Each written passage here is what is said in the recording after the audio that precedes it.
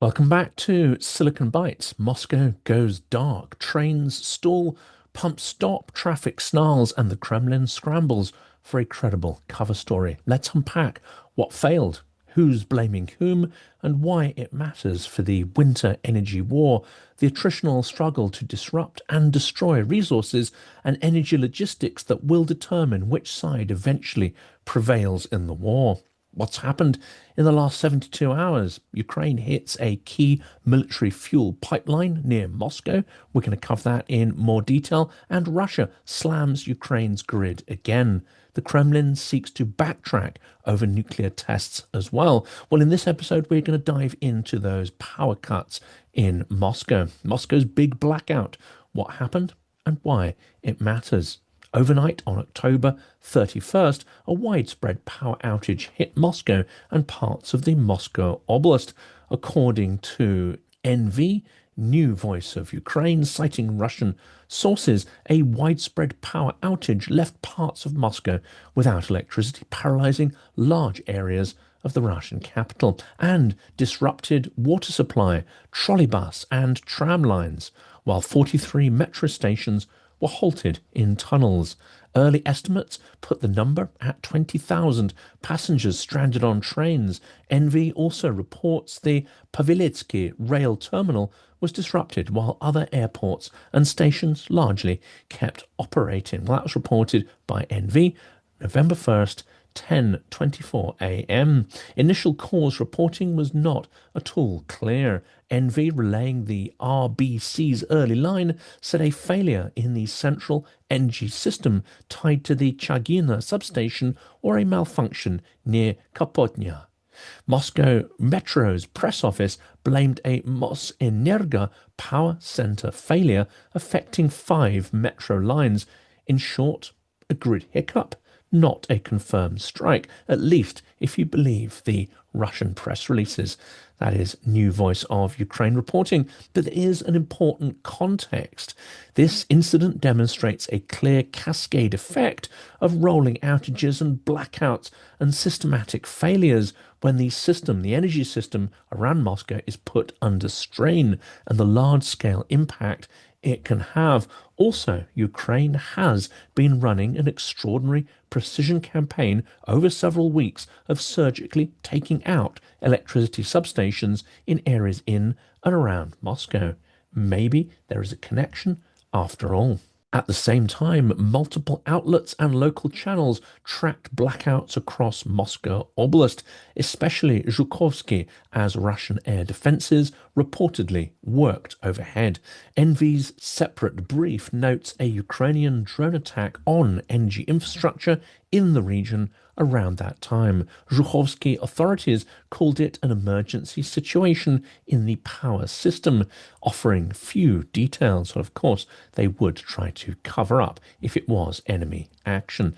That's from New Voice of Ukraine. So what do we know versus what we don't know? While the known is a significant outage hit Moscow and its suburbs on October 31st, metro services and pumping stations were affected. Lights failed in the centre, traffic lights included. Evacuation from stalled trains occurred. And of course, some of those metro tunnels are incredibly deep in the Moscow system. What is contested and unclear, whether drone activity directly caused the capital's outage or whether grid faults cascaded during an intense air defense night. Local officials favored technical failure language, a cover-up possibly. Ukrainian sources highlighted drone pressure on grid nodes, energy grid, in the wider ring around Moscow. Again, that's from NV, New Voice of Ukraine. The regime in Moscow and Putin personally built part of their legitimacy on the provision of security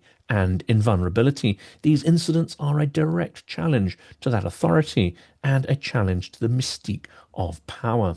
It shows the Tsar is weak, vulnerable, and incapable of providing safety. Blackouts in the capital, even brief ones, puncture that myth and force resource trade-offs. More point defense near substations, if they can even rustle that up, and potentially more mobile internet shutdowns. As many will know, there is a lack of GPS when drones are being tracked, and there is more need for narrative management by local authorities and the regime itself.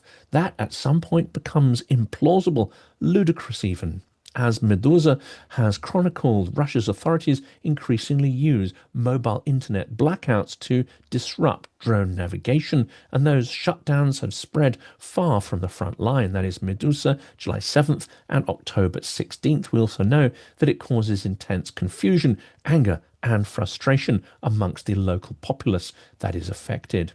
Then there is the wider energy war.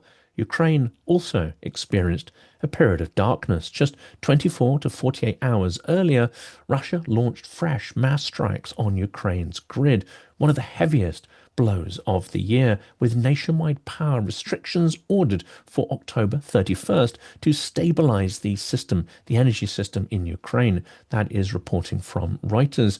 Ukraine's PM Yulia Sverdenko condemned the salvos as aimed to cripple power supplies as winter approaches. Ukraine's Ministry of Foreign Affairs accused Russia of hitting substations vital to nuclear plants as well. The IAEA confirmed damage that cut external power to sites near South Ukraine and Khmelnytsky, forcing Rivne to curb its output. Well, this fits into a pattern of Russian nuclear threat and coercion throughout this war. Well, let's conclude this short episode. This winter will be a slog as the adversaries seek to land blows on the battlefield, but perhaps to a greater extent, attritional blows on each other's logistics and energy grids. Although Ukraine has already lost more than 50% of its generation capacity, Ukraine's allies have stepped in with energy and gas supplies to plug the required gaps. Of course, we know that Ukraine's population is lower as well. Many have left the country since the start of the full-scale war, and in addition, Ukraine has shown innovation in patching up the grid at a short notice, creating resilience in supply and decentralizing generation and distribution nodes in the energy system. Russia has not prepared as extensively, we expect, and early signs are that their system is brittle, and their much larger, yet far more concentrated civilian population far more vulnerable to systemic strikes by Ukraine. Бажаємо міцного здоров'я.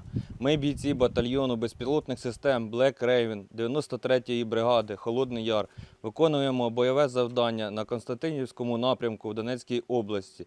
Для їх успішного виконання наш підрозділ має потребу в пікапах для виїзду особового складу на позиції, евакуації, своєчасного підвозу боєприпасів, дронів та обладнання в район ведення бойових дій.